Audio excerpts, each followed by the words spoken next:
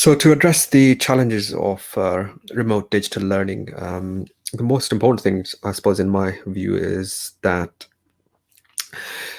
really when people are working from home, they are at home. So, the parent is a very important part of that. So, it's actually a team effort where the parent knows enough about how to set up the technology. So this can also be a barrier because parents don't know a few bits in IT that might be able to get them online. They also have to provide the pupil a nice, quiet environment, a working space that's free from distractions, noises, sounds. It's got good lighting, etc. Provide them with a geometry set. Just very simple things like that. So once you've got the parent, the tutor, and the pupil, the whole system is in sync, then you can think of teaching remotely. But if any of those things don't work, then the whole thing falls apart. So I would say that's the most important thing. The other challenge is when things go remote is this live interactivity, the FaceTime bit, where a lot of learning has social cues. And so when I see pupils a little bit confused or something, I can see it written on their face or in the inflection of the voice tone, and that can be missing remotely. So I prefer this face-to-face interaction and the written interaction as well live. So that can be done in them writing on a piece of paper, sticking it on a camera. I can screenshot, or using this bit paper tool. So for me, this bit paper tool is invaluable because it does the two things: this face-to-face interaction. I can see and hear my pupil. I can see if they're in doubt or not, and I can see from their writing what they get and what they don't. So I can just kind of real batting to and fro. And then, yeah, basically real-time feedback, which is kind of linked to this interactivity. That's harder to do remotely unless you've got the right tools. And following on from that is long-term feedback and assessment as well. So, Okay, so some of the biggest challenges for me in remote learning, I've outlined them here in three main points. The first point up here is basically replicating the classroom interaction.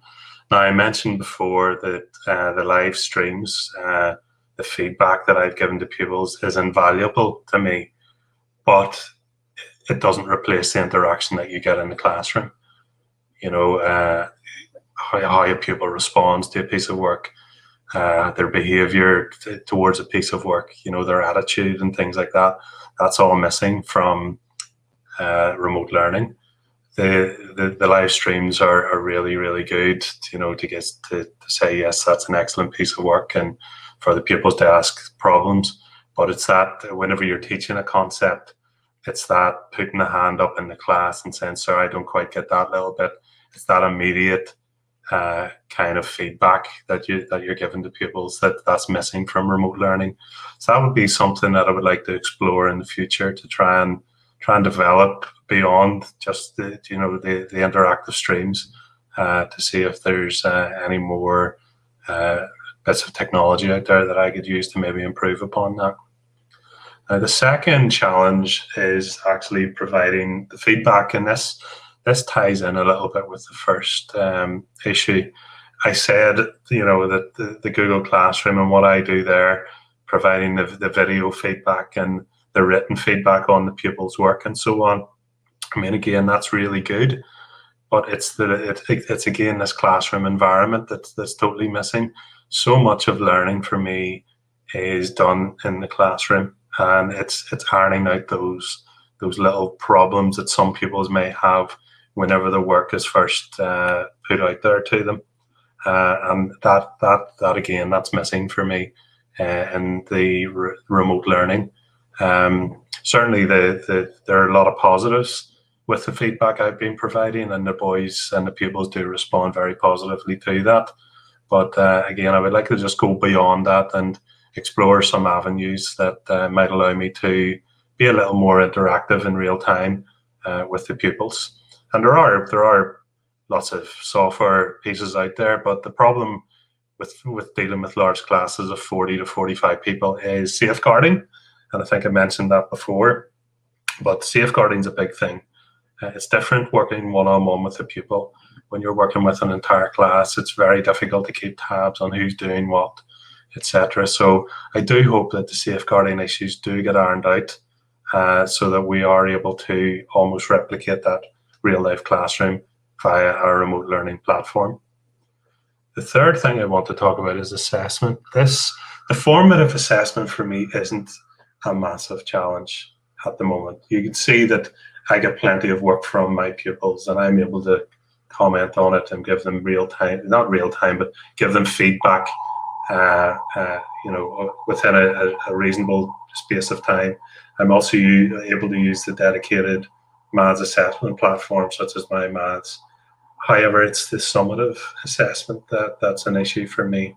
So normally in school we would have 4 or 5 main assessments per year that the pupils would sit under exam conditions. And this for me at present is proving very, very difficult to do. And it's so important because you need to get a feel for how our pupils have performed over a number of topics. A more summative sort of bit of feedback about how the pupils have learned. And it's very difficult for me to do that at the minute because the pupils aren't able to sit under exam conditions. So I would like to explore that avenue a little bit more.